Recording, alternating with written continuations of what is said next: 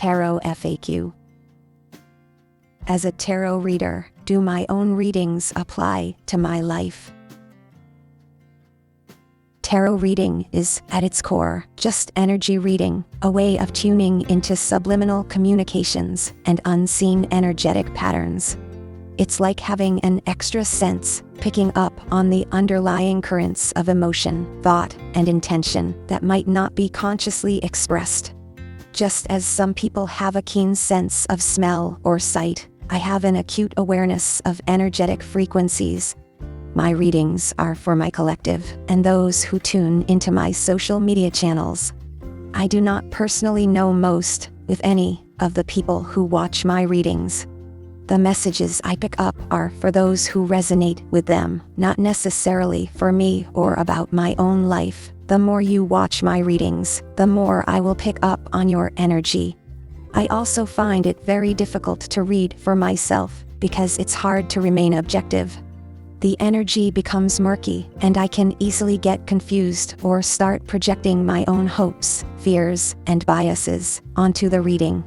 It's human nature to want a specific outcome, and that can make it tempting to interpret the cards in a way that fits what I want them to mean, rather than what they actually say. This is why many readers, including myself, prefer to get readings from others when it comes to deeply personal questions. We're too close to the situation to see it clearly. Since tarot readings tap almost entirely into subliminal energies, if a reading does happen to be about me, I likely wouldn't even realize it.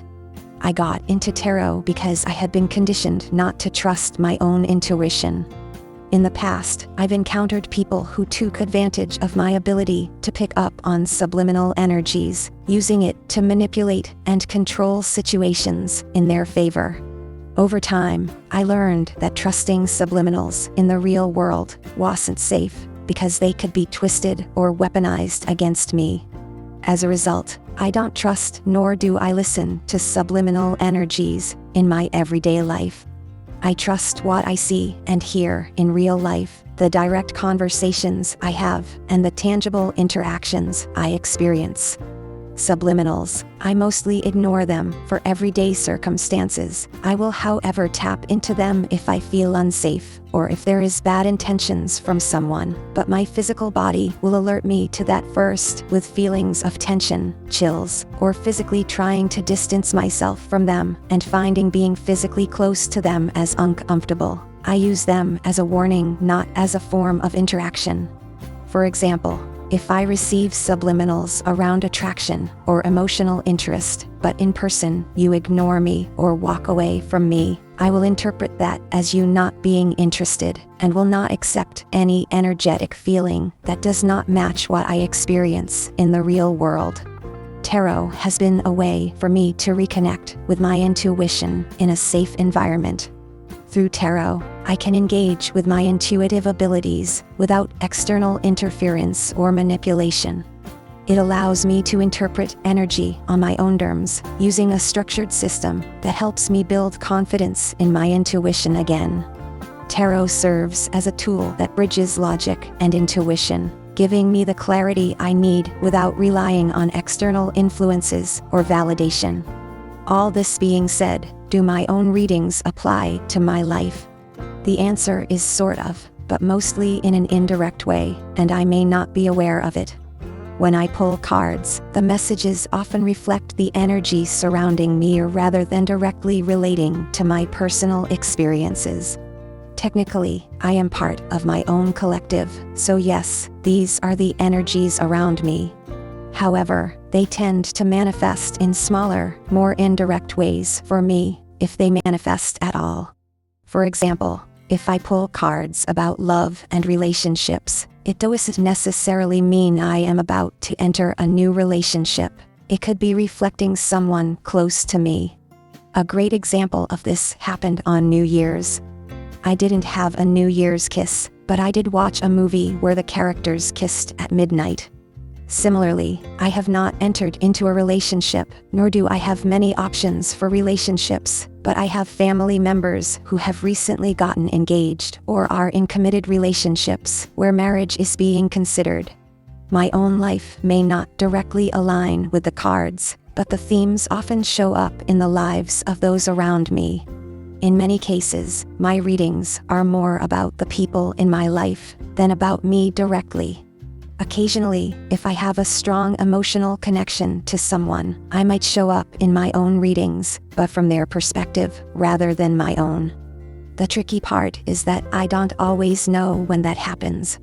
I have no visibility into who else is in their life or how the reading might apply to them, so if I do show up in their energy, I may not even be aware of it. I pick up on a lot of energies that have absolutely nothing to do with me, simply because energy reading functions like another sense, and if there is a strong odor around you, everyone can smell it, whether they want to or not, and regardless of what it is that smells. I pick up on a lot energy, so much so that it's overwhelming. I have learned to ignore it or shut it off completely. My natural tendency is to separate myself from the messages and view them objectively, as if they're about someone else. Because I've conditioned myself to filter out overwhelming energetic noise, I don't assume that a reading is about me unless it becomes undeniably clear. Even then, I still might not recognize it in the moment. I am just as aloof about my readings as I am in real life. When I'm interpreting a reading, I'm picking up on the energies around me, and sometimes, certain people or situations will pop into my mind as I interpret the cards. However, unless someone directly tells me the reading applies to them, I don't actually know. Even if I describe something spot on, I personally don't know it. In simply channeling information, I act as an interface or an instrument, much like how a guitar plays a song, but the guitar itself does not know the song it's playing. I am not a mind reader, nor do I want to be. I do not intentionally tap into other people's lives to do my readings.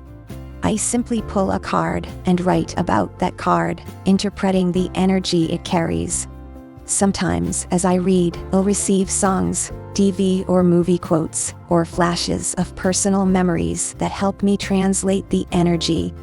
I am what is known as clairaudient. I hear songs and lyrics. I even sometimes think I can hear conversations. Whether that's really what's being said, I don't know.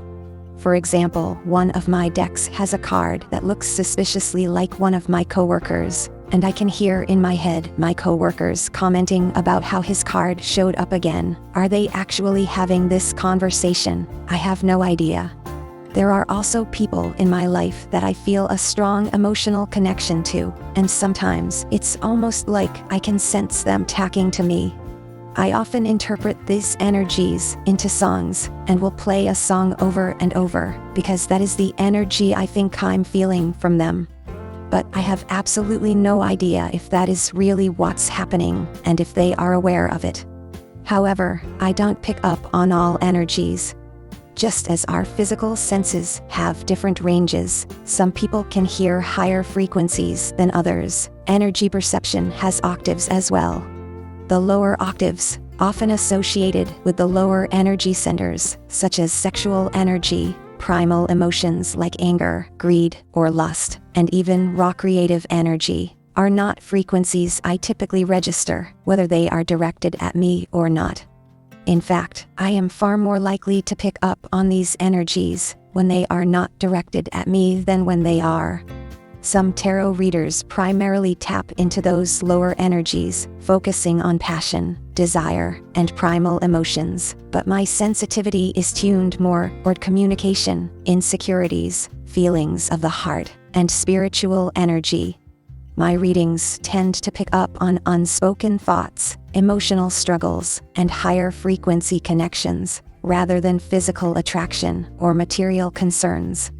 Energy interpretation isn't about reading minds, it's about recognizing familiar patterns and translating them into something meaningful. I make sense of the energy because I felt similar energies before, just in different contexts. Since my own life experiences have been more around self-worth, self-esteem, insecurities, and doubts, these are the energies I tend to pick up on in others. My own relationships have been more around long-term commitment, deep emotional bonds, and shared interests. From my perspective, they were not based on physical attraction and lust.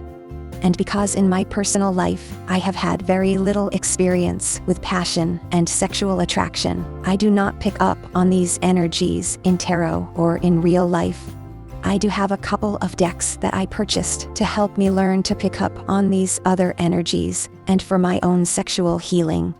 I still have yet to actually feel or interpret them intuitively and rely completely on a card that is being drawn and its described meaning.